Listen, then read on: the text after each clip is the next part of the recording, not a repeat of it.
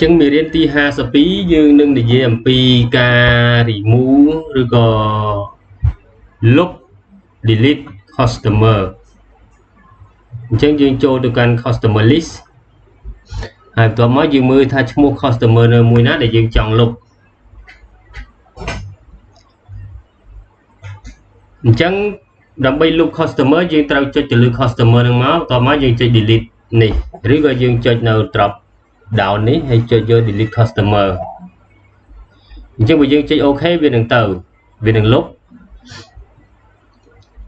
ឬក៏ជាទូទៅថា customer មួយដែលយើងអាចលុបបានលុះត្រាតែ customer ហ្នឹងមិនជាប់ពាក់ព័ន្ធទៅនឹងប្រតិបត្តិការឬក៏ជាប់ទៅនឹងកន្លែងមានបញ្ជីផ្សេងទៀតហ្នឹងទើបយើងអាចលុបបានប៉ុន្តែបើសិនករណីយើងcustomer ហ្នឹងមិនអាចលុបបានទេក៏ប៉ុន្តែយើងអាច hide customer ហ្នឹងចោលយើងអាចលាក់ customer ហ្នឹងអញ្ចឹងដើម្បីលាក់វាយើងចុចលើ customer មួយហ្នឹងមកបន្ទាប់មកយើងចុចchange customer status នេះហើយបន្ទាប់មកយើងយក inactive អញ្ចឹង customer ត្រូវបានលុបឥឡូវនេះដើម្បីឲ្យ customer នឹងបង្ហាញវិញយើងចុចនៅកន្លែងខាងក្រោម drop down នេះខាងក្រោម transaction នេះយើង select យក all customer ពេលនេះវានឹងបង្ហាញទាំងអស់អញ្ចឹងយើងចុចលើដើម្បីបង្ហាញ customer ដែលយើងបានលាក់នឹងវិញយើងត្រូវចុចលើវាមកហើយបន្ទាប់មកយើងចុច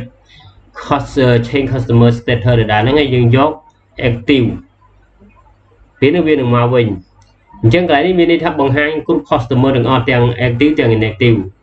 ប៉ុន្តែកន្លែងនេះយកបង្ហាញតែ active ទេហើយបើយើងយក customer with balance មានន័យថាវាបង្ហាញតែ customer ដែលមាន balance ឥឡូវវាអត់ balance គឺវាហាយចោល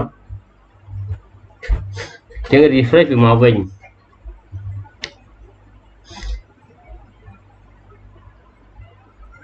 អញ្ចឹងតើតងនឹងដែលយើងចង់លុប customer មានន័យបើយើងចុចម្ដងទៀតបើយើងចង់លុប customer មួយណាយើងចុចលើវាហើយបន្ទាប់មកយើងចុច delete ឬក៏យើង hide យើងចុច like change customer status នេះឬក៏យើង create new ឬក៏យើង update ប៉ុន្តែកន្លែងពីប៊ូតុងពីរនេះគឺយើងប្រើសម្រាប់កែតម្រូវឬក៏លុបប្រតិបត្តិការហើយកន្លែងប៊ូតុង5នេះគឺជាតាក់ទងជាមួយនឹងប្រតិបត្តិការផ្ញើទំនិញ consignment stock អញ្ចឹងឥឡូវតាក់ទងជាមួយនឹងការលុប customer គឺយើងបង្ហាញប៉ុណ្ណឹង